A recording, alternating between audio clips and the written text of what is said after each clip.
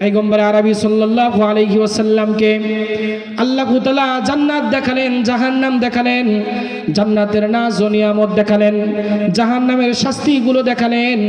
पैगम्बर आरबी বলেন, একটা সময় ফেরেশতারা আমাকে বিভিন্ন জিনিস দেখানোর জন্য নিয়ে গেল। লিনুরিয়াহু মিন আয়াতিনা, আল্লাহ তাআলা যে বলেছিলেন আমার নবীকে, আমার বন্ধুকে আমি কিছু আমার নিদর্শন দেখাবো। ফেরেশতারা पैगम्बर आरबीকে এক জায়গায় নিয়ে গেলেন। নবী আলাইহিস সালাতু ওয়াস সালাম বলেন, আমি একটা লোকের কাছে গেলাম, দেখলাম লোকটা শায়িত অবস্থায় আছে, শুয়ে আছে, আর ওই লোকটার মাথার কাছে আর একটা লোক বিশাল একটা পাথর নিয়ে দাঁড়িয়ে আছে, আর ওই পাথরটা তার মাথার উপরে এসে বহুত জোরে মারতেছে, জোরালো ভাবে মারতেছে, আর পাথরের আঘাতে মুহূর্তের মধ্যে তার মাথাটা চূর্ণ বিচূর্ণ হয়ে যাচ্ছে, আর ওই পাথরটা অনেক দূরে ছিটকে গিয়ে পড়তেছে। আবার যখন ওই দাঁড়ানো লোকটা ওই পাথরটা আনতে যাচ্ছে, এমন সময় তার মাথাটা আবার ভালো হয়ে যাচ্ছে। এইভাবে তার সাথে আচরণ করা হচ্ছে। पैगम्बर आरबी বলেন, ইয়া জিবরিল মান হাদার রাজুল ওয়া মা শানুহুন্না, এই ব্যক্তিকে এবং এর সাথে এমন আচরণ কেন করা হচ্ছে? তখন ফেরেশতারা বলে, ইয়া রাসূলুল্লাহ ইয়া হাবিবাল্লাহ, এই লোকটা হলো দুনিয়ার মধ্যে এমন এক লোক ছিল, আল্লাহ তাআলা তাকে ইলম দান করেছিল, কোরআন শিখেছিল, কোরআন মুখস্থ করেছিল, কিন্তু কোরআনের তিলাওয়াত সে কখনোই করতো না, অলসতা আর গাফলাতি করে কোরআনের উপর আমলও করতো না, কোরআনের তিলাওয়াতও করতো না, এবং আল্লাহ তাআলা যে তার উপরে 5 ওয়াক্ত নামাজ ফরজ করেছিল, ওই নামাজের উপরে সে বহুত অলসতা করত, নামাজ সঠিকভাবে আদায় করতো না। এই জন্য তাকে নামাজ না পড়ার কারণে, কোরআনের উপরে আমল না করার কারণে এই শাস্তি দেওয়া হচ্ছে। কিয়ামত পর্যন্ত তার এই শাস্তি হতে থাকবে। বলেন নাউজুবিল্লাহ। पैगम्बर आरबी বলেন, এবার ফেরেশতারা আমাকে আর একটু দূরে নিয়ে গেল। কিছু দূরে যাওয়ার পরে আমি দেখলাম রক্তের একটা নদী, রক্তের একটা নহর। আমরা তো পানির নহর দেখি, রক্তের বিশাল বড় একটা পুকুরের মধ্যে একটা লোক সাঁতার কাটতেছে, আর একটা লোক ওই নদীর পাড়ে ওই নদীর তীরে তার পাশে অনেকগুলো পাথর জমা করে বসে দাঁড়িয়ে আছে।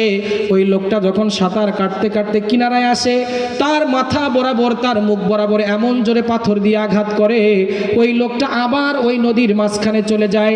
আবার যখন সাঁতার কাটে, আবার তার মুখ বরাবর আবার তাকে এরকম আঘাত করা হয়।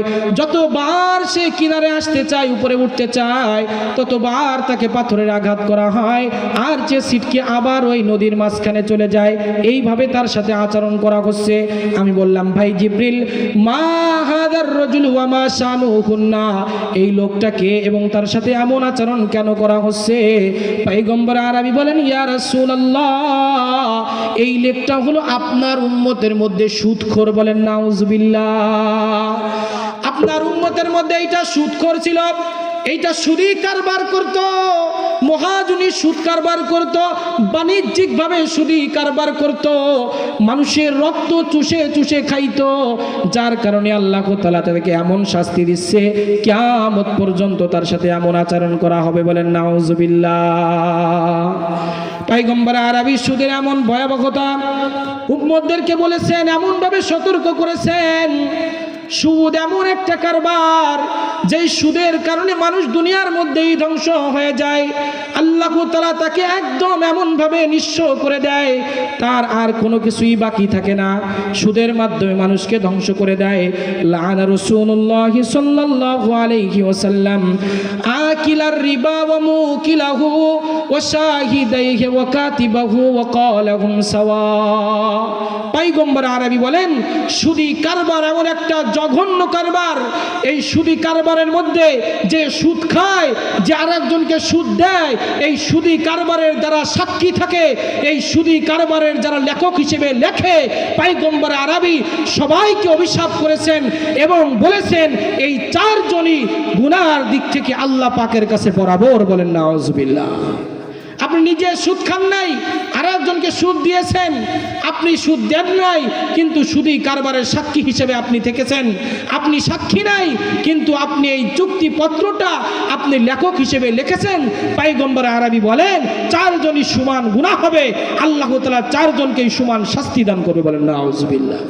এই জন্য সুদের সাথে কোনোভাবে কি আমাদের সম্পর্ক থাকা, এটা মুসলমানের জন্য কি বৈধ হবে? বলেন, কোনোভাবে ঠিক হবে? সুদ মুসলমান খেতে পারে না, সুদী কারবারের সাথে মুসলমান জড়িত থাকতে পারে না। এই সুদের সাথে যারা জড়িত থাকবে আল্লাহ তাআলা দুনিয়ার মধ্যেই তাদেরকে ধ্বংস করে দেবে, ঠিক কিনা বলেন? এই জন্য এ দেশের মধ্যে ব্যারাক যত প্রকারের সুদী, যত ব্যাংকিং কারবার আছে, বলে যত প্রকারের সুদী এরকম কারবার আছে, সব থেকে মুসলমানদেরকে বিরত থাকতে হবে, সব কিছু থেকে বিরত থাকতে হবে। আরে হালাল ইনকাম কম আছে, প্রয়োজনে মুসলমান পেটে পাথর বাঁধবে, কারণ আমরা তো নবী আলাইহিস সালাতু ওয়াস সালামের আদর্শবান সাহাবাদের অনুসারী, তাবিঈদের অনুসারী। মুসলমানদের তো এমন ইতিহাস আছে, হালাল খাবার তাদের সামনে নাই, প্রয়োজনে তারা পাথর বেঁধেছে, কিন্তু হারাম খাবারের দিকে কখনো অগ্রসর হয় না, হারাম কখনো ভক্ষণ করে নাই। কারণ হারাম খেয়ে যদি মুসলমান আল্লাহর ইবাদত করে, তাহাজ্জুদ পড়ে, আওয়াবিনও পড়ে, তারপরে আল্লাহ তাআলা তার ইবাদত কবুল করে না, বলেন নাউজুবিল্লাহ। এখন তো পুরুষরা যেমন সুদী কারবারের সাথে জড়িত, আমাদের মা বোনরাও জড়িত। কোনো কিছু প্রয়োজন, কোনো টেনশন নাই, এনজিও থেকে 50,000 60,000 উঠাইছে, আর প্রত্যেক দিন এরকম কাগজ একখান নিয়ে আর বই একখান নিয়ে ওই এনজিওর লোকদের সাথে দৌড়াদৌড়ি শুরু করেছে, ঠিক কিনা বলেন? মুসলমান যতদিন পর্যন্ত এর থেকে বেরিয়ে না আসবে, মুসলমানের ডাক আল্লাহ তাআলা শুনবে না, মুসলমানের আর্তনাদ আল্লাহ তাআলা আরশে আজিমে পৌঁছাবে না। এই জন্য হালাল খাবার ভক্ষণ করতে হবে। মুসলমান ইবাদত যদি কমও করে, হালাল খাবারের পাওয়ারে আল্লাহ তাআলা মুসলমানদেরকে সফলতা দান করবে, ঠিক কিনা বলে?